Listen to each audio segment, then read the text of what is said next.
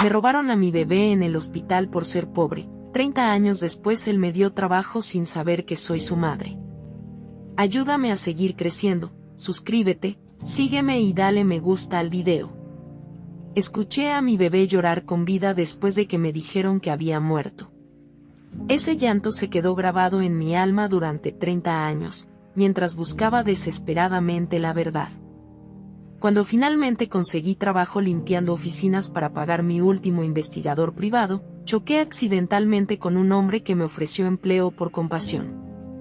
Había algo familiar en el que no podía explicar. 3 meses después, cuando las pruebas de ADN llegaron, entendí por qué el CEO que me había dado trabajo por lástima era el mismo bebé que escuché llorar hace 30 años. Mi hijo. Mi nombre es Carmen. Tengo 47 años, y durante 3 décadas he vivido con un vacío que ninguna explicación oficial pudo llenar. Todo comenzó el 15 de marzo de 1993, cuando tenía 17 años y estaba completamente sola en el mundo. Era madre soltera, sin familia que me apoyara, sin recursos económicos, y había llegado al Hospital General San Rafael para dar a luz. Era un hospital público que atendía principalmente a personas de bajos recursos, y desde el momento que llegué, pude sentir cómo el personal me trataba con desdén y prisa. El parto fue complicado, pero no por razones médicas. Era complicado porque yo era una adolescente asustada, sin nadie que me acompañara, dando a luz en un lugar donde claramente me veían como una carga social más. Puje más fuerte, me gritaba la enfermera, como si mi dolor no fuera válido. Las niñas como tú deberían pensar en estas consecuencias antes de meterse en problemas. Cuando finalmente nació mi bebé, lo único que escuché fue su llanto fuerte y claro. Era un llanto saludable, el llanto de un bebé que había llegado bien al mundo. Por unos segundos, a pesar de todo el dolor y la humillación, sentí una felicidad pura que nunca había experimentado. ¿Está bien?, pregunté, tratando de incorporarme para verlo. Quédese quieta, me ordenó la enfermera, envolviendo rápidamente al bebé en una manta. El doctor tiene que revisarlo. Se llevaron a mi hijo de la sala sin que pudiera verlo siquiera. Solo había escuchado su llanto, pero ese sonido se grabó en lo más profundo de mi ser. Era mi bebé. Era perfecto. Lo que no sabía en ese momento era que el doctor Raúl Vázquez y la trabajadora social Marta Jiménez habían estado operando un esquema de venta de bebés durante años. Identificaban a madres jóvenes, solteras, sin recursos ni apoyo familiar, y las convertían en objetivos perfectos para su negocio. Mientras yo esperaba en la sala de recuperación, ansiosa por conocer a mi hijo, ellos estaban en otra habitación sellando un trato de $50,000 con Roberto y Jimena Mendoza, una pareja adinerada que llevaba 8 años tratando de tener hijos sin éxito. 2 horas después del parto, el doctor Vázquez entró a mi habitación con una expresión que intentaba parecer compasiva pero que ahora entiendo era completamente falsa. Carmen, me dijo sentándose al borde de mi cama, lamento mucho tener que darte esta noticia. Tu bebé presentó complicaciones respiratorias severas. Hicimos todo lo posible, pero no pudimos salvarlo. El mundo se detuvo. ¿Qué está diciendo? Tu hijo nació con los pulmones subdesarrollados. Es algo que no se puede detectar hasta el momento del nacimiento. Luchó durante 2 horas, pero su cuerpecito no pudo resistir. Pero yo lo escuché llorar, protesté desesperadamente. Lloró fuerte cuando nació.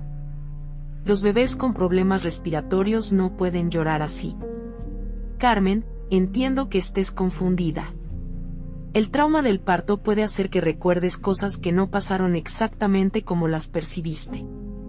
Tu bebé hizo algunos sonidos, pero no eran llantos normales. No, grité. Yo sé lo que escuché. Quiero ver a mi hijo.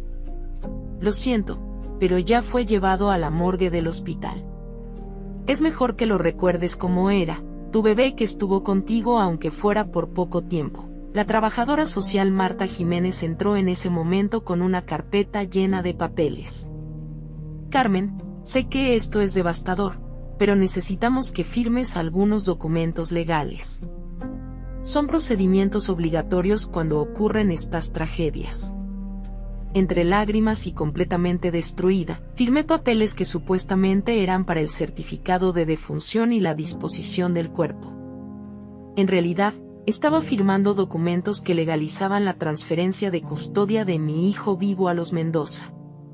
Pero entonces pasó algo que me perseguiría durante los siguientes 30 años. Mientras firmaba los papeles con las manos temblorosas, escuché claramente el llanto de un bebé que venía desde otra habitación del hospital.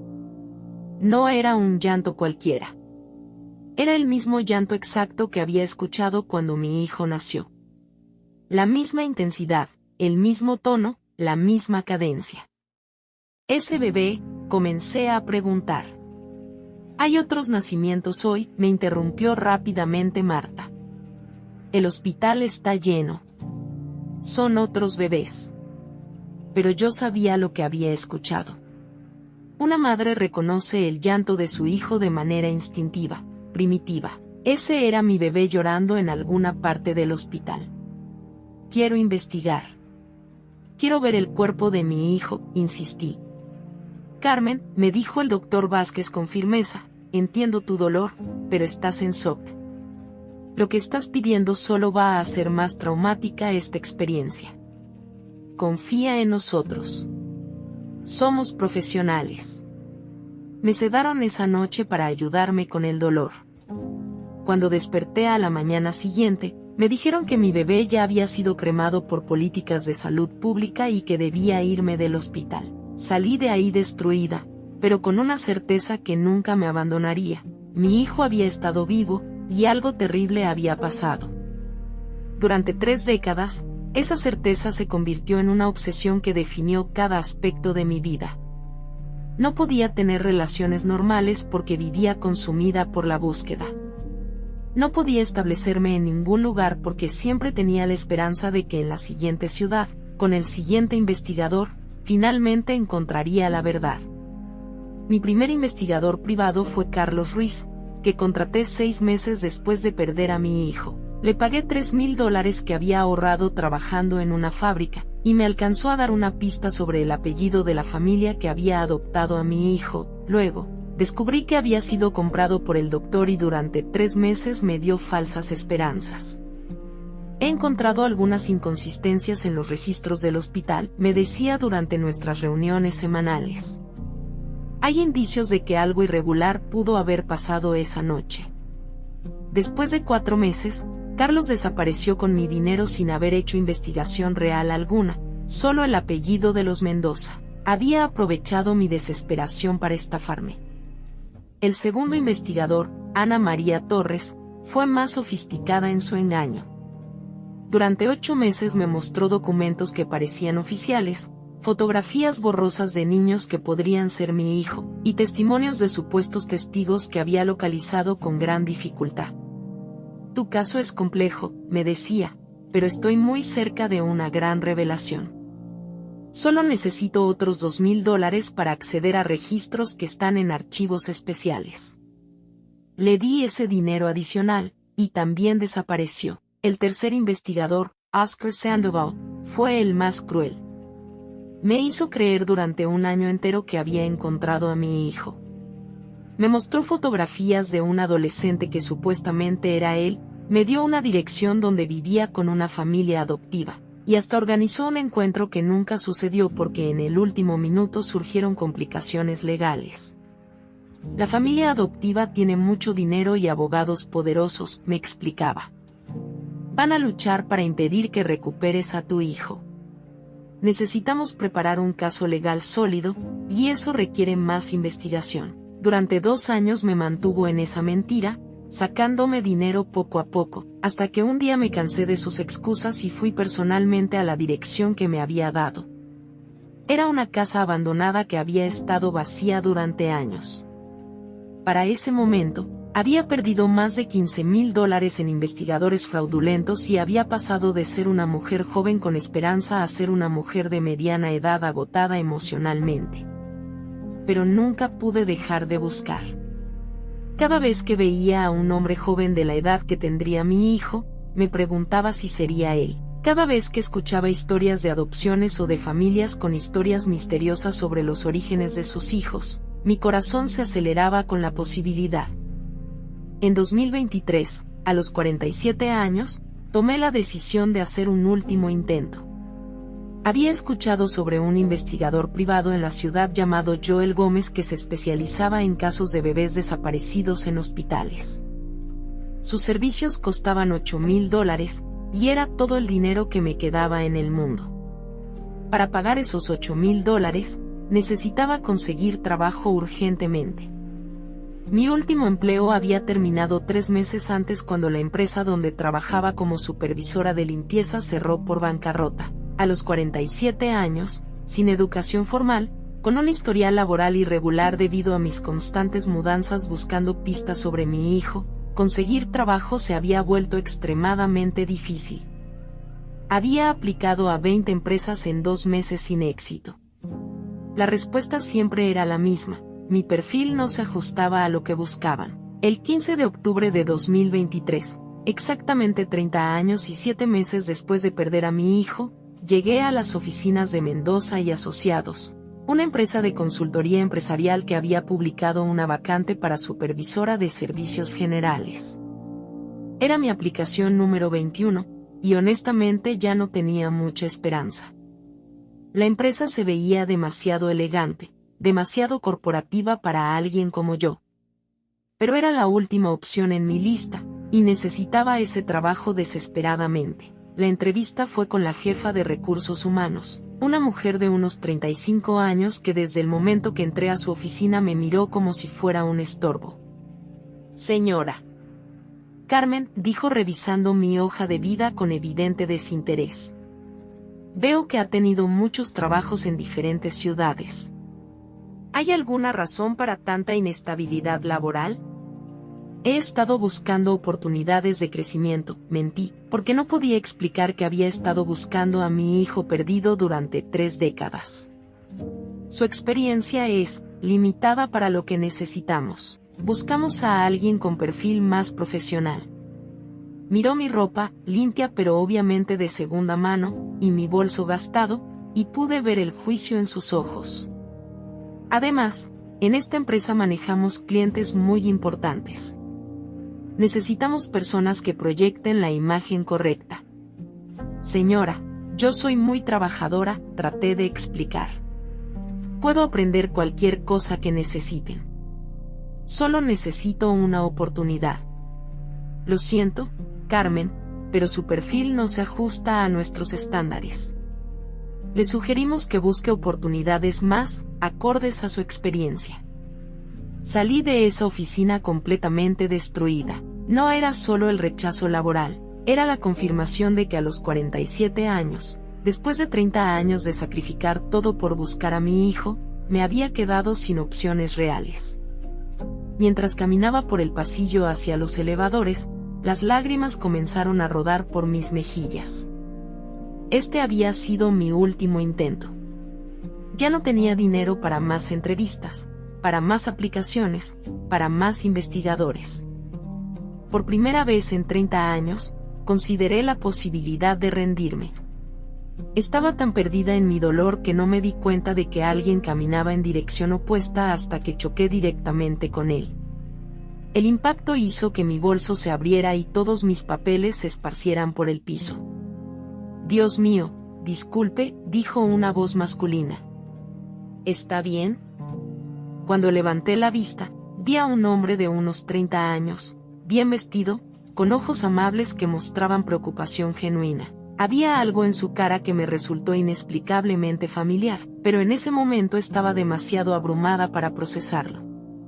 Sí, disculpe usted», murmuré, tratando de recoger mis papeles rápidamente. Él se agachó inmediatamente a ayudarme. «No se disculpe. Fue culpa mía». Iba distraído revisando unos documentos. Mientras recogíamos los papeles juntos, él notó las lágrimas en mis ojos. «¿Está segura de que está bien? Se ve alterada». Había algo en su voz, Una calidez genuina que no había escuchado en años. La mayoría de las personas, especialmente en ambientes corporativos, evitaban involucrarse con extraños que obviamente tenían problemas. Solo fue una entrevista que no salió bien, le dije, tratando de sonar normal. ¿Aquí en la empresa? Sí, pero ya está. No era para mí, supongo. Él me miró con una intensidad que me sorprendió. ¿Puedo preguntarle qué tipo de trabajo buscaba? Supervisión de servicios generales.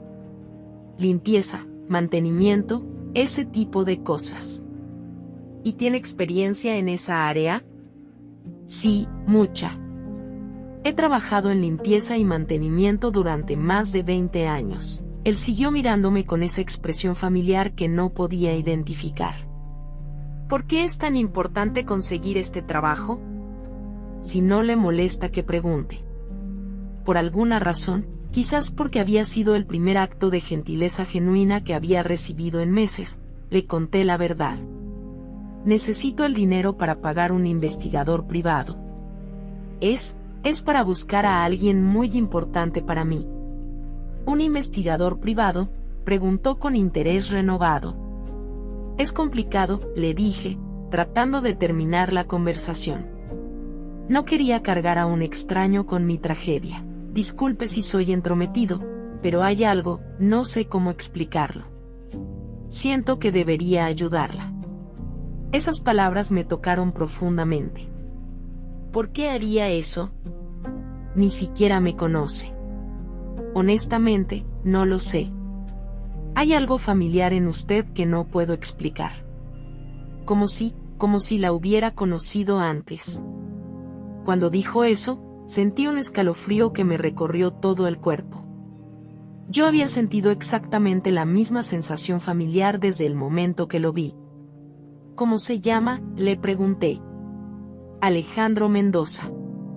Soy el director general de esta empresa.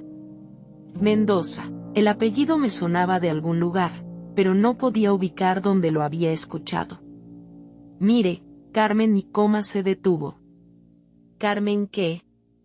Carmen Rodríguez. Carmen, sé que esto va a sonar extraño, pero quiero ofrecerle el trabajo. ¿Perdón? El trabajo que vino a buscar. Se lo quiero dar. Pero la persona de recursos humanos dijo que mi perfil no. Yo soy el dueño de esta empresa, me interrumpió gentilmente.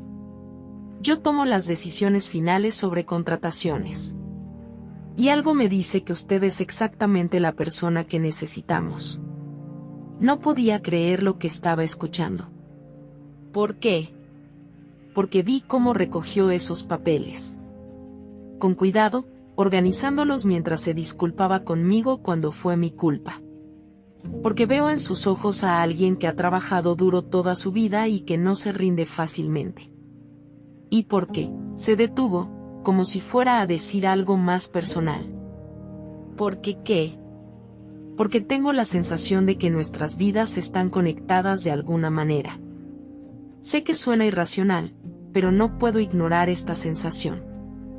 Durante los siguientes 15 minutos, mientras seguíamos hablando en ese pasillo, surgieron coincidencias que nos dejaron a ambos perturbados. Alejandro había nacido el 15 de marzo de 1993. El mismo día que yo perdí a mi hijo. Había sido adoptado cuando era bebé. Sus padres adoptivos le habían dicho que su madre biológica había muerto durante el parto. Él también había estado buscando información sobre sus orígenes, pero sus padres se resistían a darle detalles específicos. Es casi como si tuvieran miedo de que descubra algo, me dijo. Cada nueva coincidencia hacía que mi corazón latiera más rápido. Pero me obligué a mantener la calma. Durante 30 años había visto conexiones donde no las había. No podía permitirme crear falsas esperanzas otra vez. Señor Mendoza, le dije finalmente, le agradezco mucho la oferta de trabajo. La acepto, si todavía está disponible.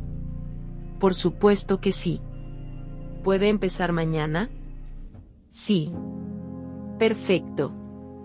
Y Carmen, si no le molesta, me gustaría seguir conversando sobre esas coincidencias. Algo me dice que ambos estamos buscando respuestas similares.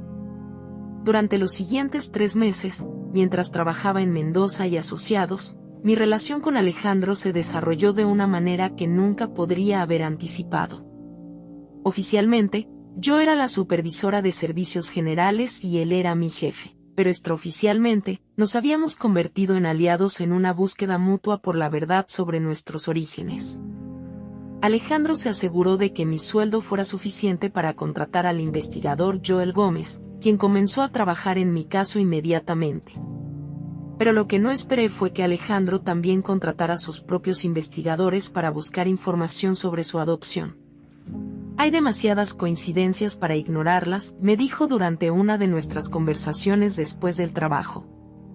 Necesito saber la verdad sobre cómo llegué a esta familia. Las investigaciones comenzaron a revelar información perturbadora sobre el Hospital General San Rafael en 1993. Joel Gómez descubrió que había habido múltiples denuncias de irregularidades en adopciones durante esos años, pero que todas habían sido archivadas sin investigación apropiada. También encontró que el Dr. Raúl Vázquez y la trabajadora social Marta Jiménez habían sido investigados en otras ocasiones por posibles violaciones éticas, pero que nunca había habido consecuencias reales. Mientras tanto, los investigadores de Alejandro estaban teniendo dificultades inusuales para acceder a registros sobre su adopción. Sus padres adoptivos, Roberto y Jimena Mendoza, se negaban rotundamente a proporcionar documentación original, y cuando los investigadores intentaron acceder a registros públicos, encontraron que muchos archivos de ese periodo habían sido perdidos o dañados. Es como si alguien hubiera limpiado deliberadamente el rastro, me dijo Alejandro una tarde. Durante esos meses, nuestra conexión se hizo cada vez más fuerte. No era solo las coincidencias en nuestras historias. Era la manera como podíamos comunicarnos sin palabras, como él sabía instintivamente cuando yo estaba teniendo un día difícil recordando a mi hijo perdido, como yo podía sentir su frustración cuando sus padres evitaban sus preguntas sobre su adopción. Una noche, después de que Joel Gómez nos presentara evidencia de que definitivamente había habido actividad criminal en el hospital durante marzo de 1993, Alejandro me hizo una pregunta que cambiaría todo. Carmen, ¿recuerda algún detalle específico sobre su bebé que pudiera servir para identificarlo años después? ¿Cómo qué? Marcas de nacimiento, características físicas, cualquier cosa distintiva. Mi corazón comenzó a latir fuertemente. Sí. Mi bebé tenía una marca de nacimiento muy específica en el hombro izquierdo. Era pequeña, pero muy distintiva. Tenía forma de luna creciente. Vi cómo la cara de Alejandro se puso completamente pálida. ¿Qué pasa?, le pregunté. Sin decir una palabra, se subió la manga de la camisa y me mostró su hombro izquierdo. Ahí estaba, la marca de nacimiento en forma de luna creciente que había visto en mi bebé durante los pocos segundos antes de que se lo llevaran.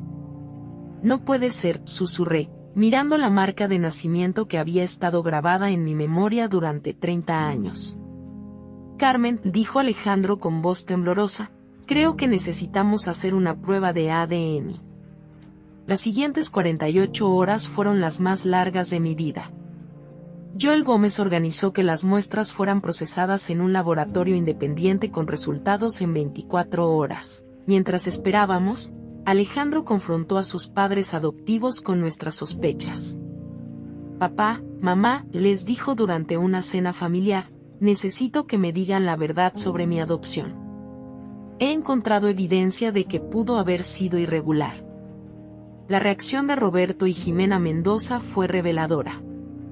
Alejandro, ¿por qué estás removiendo el pasado?, le preguntó su madre adoptiva con nerviosismo evidente. Nosotros te hemos dado todo. Tienes una vida exitosa, una empresa próspera. No se trata de eso, mamá. Se trata de la verdad. ¿Sabían ustedes que mi madre biológica podría estar viva? Roberto Mendoza se puso de pie abruptamente. ¿De dónde sacaste esa idea? Tu madre biológica murió durante el parto. Tenemos los documentos. ¿Qué documentos?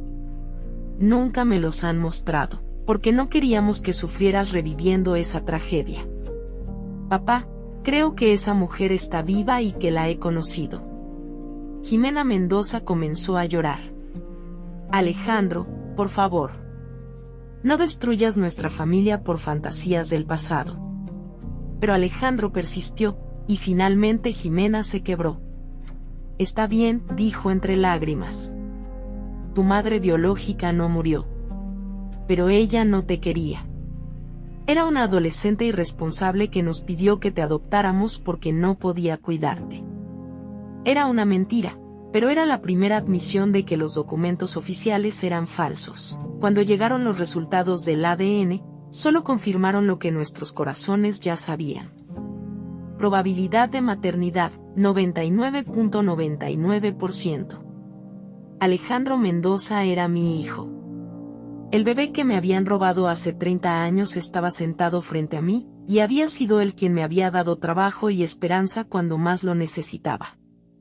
La confrontación final con el sistema que nos había separado fue emotiva pero satisfactoria.